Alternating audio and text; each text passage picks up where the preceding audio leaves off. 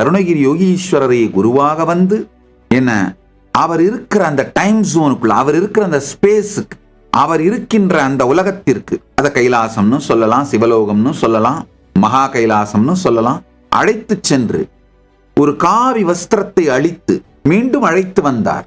மீண்டும் ஒரு முறை கதவை திற, காற்று வரட்டும். பகவான் ஸ்ரீ நித்யானந்த பரமசிவம் அருளும் சிறப்பு நீரலை சத்சங்கம்.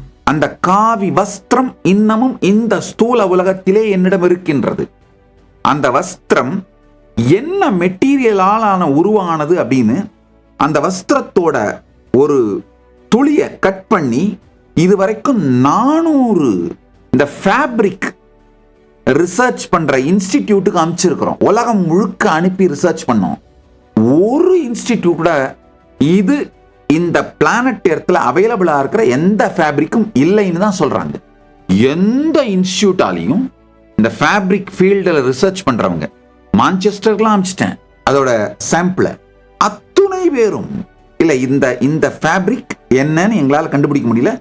இப்போதைக்கு பிளானட் எர்த்ல அவைலபிளா இருக்கிற எந்த ஃபேப்ரிக்கும் இந்த ஃபேப்ரிக் இல்லை, இந்த மெட்டீரியல் இல்லை, அவ்வளவுதான் உங்களால சொல்ல முடியுது.